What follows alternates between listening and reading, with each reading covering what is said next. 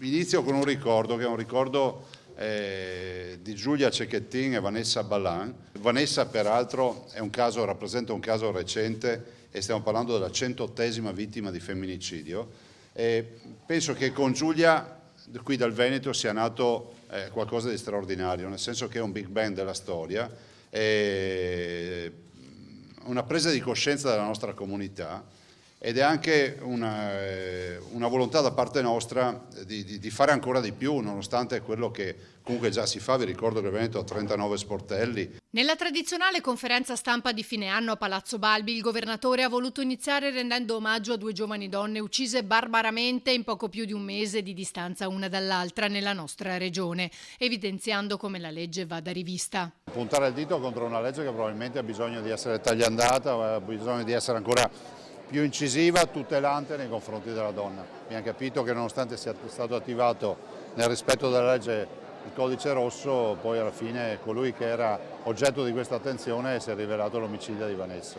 Molti i temi toccati da Zaia, dalla strage del bus di Mestre in cui hanno perso la vita 21 persone, al maltempo che più volte ha colpito il nostro territorio. E diciamo che il Veneto quando va in difficoltà ci va per le inondazioni, ci va per le frane, ci va per smottamenti importanti.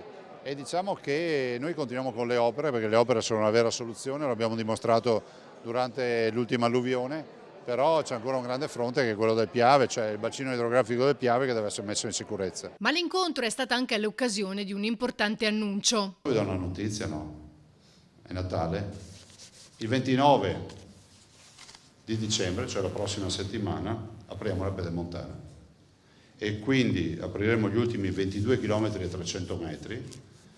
E vuol dire che questa infrastruttura non sarà completata perché manca il casello. Faremo Malo Montecchio Sud, stiamo parlando di un massiccio importante, non è che facciamo un pezzetto di strada, sono 100 km di strada, 36 comuni attraversati, trevigiani e vicentini, 14 caselli.